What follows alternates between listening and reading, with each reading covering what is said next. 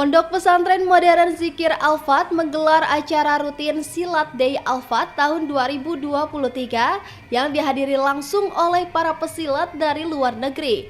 Melalui ajang rutin tahunan Silat Day Al-Fat diharapkan menjadi salah satu upaya untuk mempertahankan warisan budaya tak benda dunia khas Jawa Barat. Pimpinan Pondok Pesantren Modern Zikir Al-Fat, Kiai Pajar Laksana mengatakan, diharapkan dengan adanya kegiatan rutin yang dilakukan ini mampu menjadi ajang pengenalan silat kepada dunia.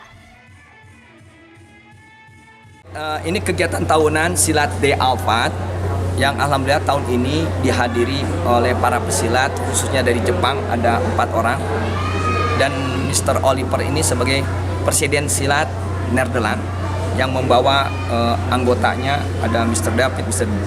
Bradley, dan Mrs. Helen datang ke sini dalam rangka juga ingin melihat perkembangan pencaksilat di Indonesia, dan juga kami bertanya tentang perkembangan pencaksilat di Nederland, dan sekaligus juga memperkaya keilmuan pencaksilat dalam rangka membumikan pencaksilat sebagai warisan budaya tak benda dunia. Bagaimana kita tetap menjaga, memelihara warisan budaya leluhur kita, khususnya di Indonesia, lebih khusus di Jawa Barat ini, yaitu pencaksilat, sehingga pencaksilat pun berkembang di negeri Belanda. Sementara itu, Olivier selaku Ketua Persatuan Pencaksilat di negara Belanda mengatakan dirinya sangat kagum dengan kegiatan yang diselenggarakan ini. Menurutnya, sudah semestinya memang seni bela diri pencaksilat agar selalu dilestarikan sebagai warisan budaya tak benda dunia dari Indonesia, tepatnya di wilayah Jawa Barat.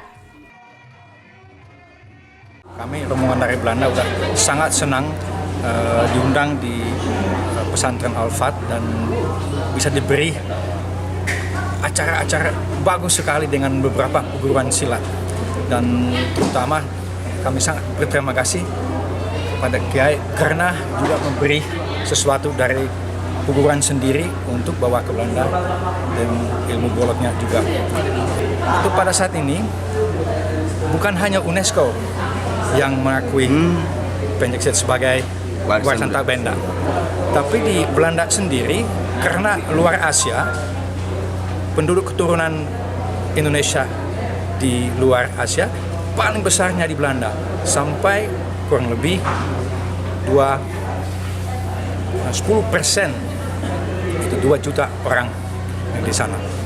Pak Bradley sudah telah bersukses, dan sekarang pencaksilat budaya tak benda dari Belanda sendiri dimasukin di sana. Selain UNESCO buat dunia, di Belanda sendiri juga. Dari kota Sukabumi, Sofwan Julpikar dan tim liputan MGS TV melaporkan.